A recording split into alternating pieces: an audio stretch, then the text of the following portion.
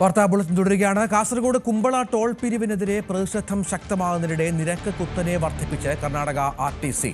നിയമവിരുദ്ധമായി സ്ഥാപിച്ച ടോൾ പ്ലാസയുടെ സാമ്പത്തിക ബാധ്യത സാധാരണക്കാരായ ബസ് യാത്രക്കാരുടെ മേൽ അടിച്ചേൽപ്പിക്കുന്നതിനെതിരെ പ്രതിഷേധം ശക്തമാവുകയാണ്. നിലവിൽ വിദ്യാഭ്യാസ ആവശ്യത്തിനും ആശുപത്രികളിലേക്കുമായി നൂറുകണക്കിന് പേരാണ് മംഗളൂരുവിനെ ആശ്രയിക്കുന്നത്. കുമ്പള ആരിക്കാടിയിലെ ടോൾ പിരിവ് ആരംഭിച്ചതോടുകൂടി കർണാടക RTC ബസ് നിരക്ക് കുത്തനെ വർദ്ധിപ്പിച്ചിരിക്കുകയാണ്. ഇതാണ് വലിയ പ്രതിഷേധത്തിനിടയാക്കിയിരിക്കുന്നത്. എന്തായാലും ജനങ്ങളുടെ മേൽ ഇത്തരത്തിലുള്ള അധിക ഭാരം അടിച്ചേൽപ്പിക്കാനുള്ള നടപടിക്കെതിരെ ശക്തമായ പ്രതിഷേധവുമായി പ്രദേശവാസികൾ എത്തിയിട്ടുണ്ട്. ഏതായാലും നമ്മോടൊപ്പം യൂത്ത് ലീഗ് ജില്ലാ പ്രസിഡന്റാണ് ഇപ്പോൾ ചേരുന്നത്, നജീമാണ് ഇപ്പോൾ നമ്മളിപ്പോൾ ചേരുന്നത്. ഏതായാലും ഇപ്പോൾ ടോൾ പിരിവിനെതിരെ വലിയ പ്രക്ഷോഭം നടക്കുന്നു. അതിനിടയിലാണ് ഇപ്പോൾ ബസ്സുകൾക്ക് ഇത്തരത്തിൽ ചാർജ് കൂട്ടുന്ന ഒരു അവസ്ഥയുണ്ടായത്, പ്രത്യേകിച്ച് കർണാടക RTC. എങ്ങനെയാണ് ഇതിനെ? തീർച്ചയായും ഇത് ഇടിവെട്ടിയവനെ പാമ്പ് കടിച്ചെന്ന വില. കാരണം നേരത്തെ കാറൊക്കെ ഉപയോഗിച്ചുകൊണ്ട് ആരെങ്കിലും ബസ്സിൽ ഒന്ന് മംഗലാപുരത്തേക്കോ അല്ലെങ്കിൽ മറ്റുള്ള പ്രദേശത്ത് യാത്ര ചെയ്യാമെന്ന് വിചാരിച്ചാൽ ബസ് ചാർജും കുത്തനെ കൂടിയിരിക്കുകയാണ്.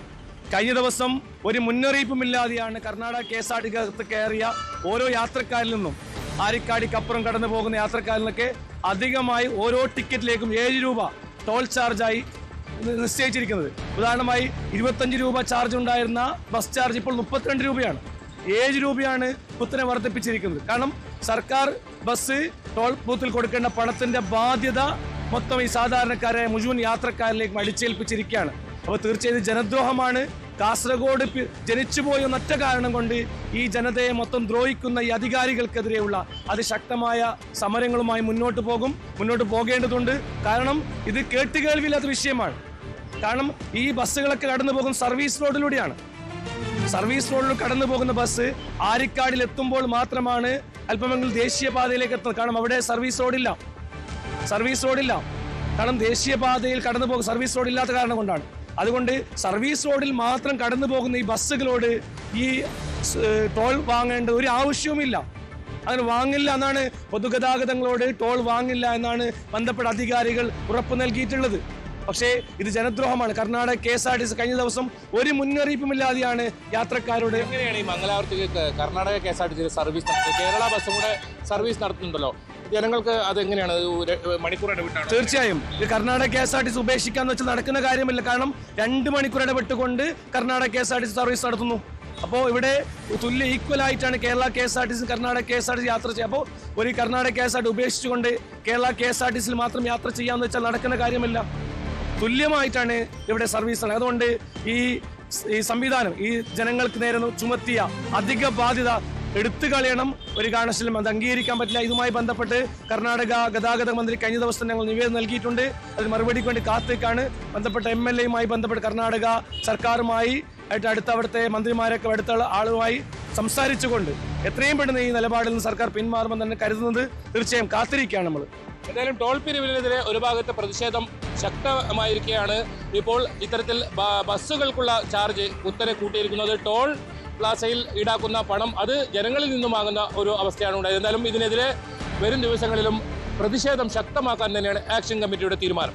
കെ വി ബൈജു അവിടെ ചേരുന്നുണ്ട്. ബൈജു, വലിയ പ്രതിഷേധമാണ്. ടോൾ പ്ലാസയ്ക്കെതിരെയുള്ള പ്രതിഷേധം അവിടെ തുടരുന്നുണ്ട്. അതിനിടയിലാണ് ഈ ബസ് യാത്രാ നിരക്കിൻ്റെയൊക്കെ വർധനവ്. ഒരിടപെടലും അധികാരികളുടെ ഭാഗത്തു നിന്ന് ഈ 2 വിഷയങ്ങളിലും ഉണ്ടാകുന്നില്ല എന്നാണോ?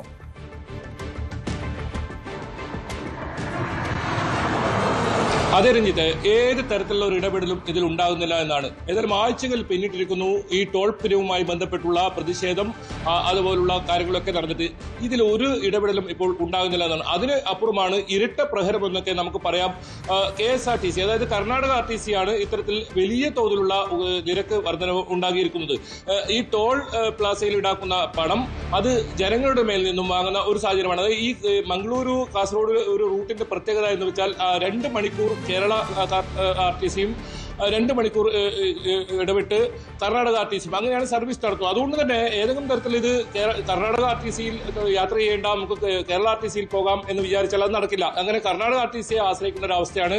കർണാടക RTC മാത്രമാണ് ഇപ്പോൾ ഇത്തരത്തിൽ 7 രൂപ ചാർജ് കൂട്ടിയിരിക്കുന്നത്. അതായത് നമുക്കറിയാം കാസർഗോഡ് നിന്നും മംഗളൂരുവിലേക്ക് ഈ ആരിക്കാടിയിലെ ടോൾ പ്ലാസ കഴിഞ്ഞ് തന്നെ അങ്ങോട്ട് ഒരുപാട് വിദ്യാർത്ഥികളുണ്ട് മംഗളൂരിനെ ആശ്രയിക്കുന്നത്, ആശുപത്രിയെ ആശ്രയിക്കുന്നവരുണ്ട്, ബിസിനസ് ബിസിനസ്സിനെ ആയി എത്തുന്നവരുണ്ട്. അങ്ങനെ മംഗളൂരുവിന് ഒഴിച്ചുകൂടാൻ കഴിയാത്തതാണ് കാസർഗോഡ് ജില്ലക്കാർക്ക് പൊതുവെ.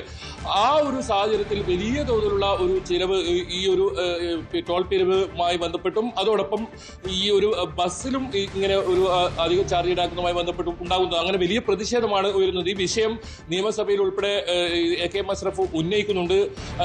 അതേസമയത്ത് ഇന്നലെ ഈ കേസ് ഹൈക്കോടതിയുടെ പരിഗണനയിൽ വന്നിരുന്നു. ഹൈക്കോടതി വളരെ ശ്രദ്ധേയമായ പരാമർശം നടത്തിയത് സർവീസ് റോഡില്ലാതെ എന്തിനാണ് ടോൾ പിരിക്കുന്നതെന്നാണ്. അങ്ങനെ രൂക്ഷമായ വിമർശനം ഇന്നലെ ദേശീയപാത അതോറിറ്റിക്ക് നേരെ ഹൈക്കോടതി ഉന്നയിക്കുന്ന സാഹചര്യം ഉണ്ടായിരുന്നു. ഈ കേസ് 28-ാം തീയതി വിധി പറയാൻ വേണ്ടി മാറ്റിവെച്ചിരിക്കുന്നു. 28-ാം തീയതി ഈ ആക്ഷൻ കമ്മിറ്റിക്ക് അനുകൂലമായ അതല്ലെങ്കിൽ ഈ പ്രദേശവാസികൾക്ക് അനുകൂലമായ ഒരു വിധി ഉണ്ടാവും തന്നെയാണ് പ്രതീക്ഷിക്കുന്നത്. അപ്പോഴും സമരം വലിയ തോതിൽ കൊണ്ടുപോകാൻ തന്നെയാണ് ജനകീയ സമരസമിതി തീരുമാനിച്ചിട്ടുള്ളത്. ഇതിനിടയിലാണ് ഇപ്പോൾ ഈ കർണാടക RTCയുടെ ഈ നിരക്ക് വർധനവും വന്നിട്ടുള്ളത്. ഇവിടെ ടോൾ പ്ലാസയിൽ ഇപ്പോൾ ജീവനക്കാരൊന്നുമില്ല. കഴിഞ്ഞ ദിവസം വലിയ അക്രമം ഉണ്ടായിരുന്നു ടോൾ പ്ലാസയ്ക്ക് നേരെ. അതുകൊണ്ട് തന്നെ ജീവനക്കാരൊന്നുമില്ല. പക്ഷേ അപ്പോഴുമാണ് സെൻസർ ഉണ്ട്. ഓരോ വാഹനവും കടന്നു പോകുമ്പോഴും ആ സെൻസറിലൂടെ പണം ഈടാക്കുന്നുണ്ട്. 85 രൂപയാണ് ഒരു വാഹനത്തിന്, അതായത് ഒരു കാറിൽ യാത്ര ചെയ്യുന്നവർക്ക് അപ്പുറം എത്തുമ്പോഴത്തേക്ക് വരുന്നത്. വലിയ കൊള്ള യാത്രക്കാർക്ക് അനുഭവിക്കേണ്ടി വരുന്ന ഒരു പശ്ചാത്തലം കൂടിയുണ്ട്. ബൈജു ആണ് വിവരങ്ങൾ പങ്കുവച്ചത്. കൂടുതൽ വാർത്തകൾക്ക് News 18 Keralam YouTube channel subscribe ചെയ്യുക.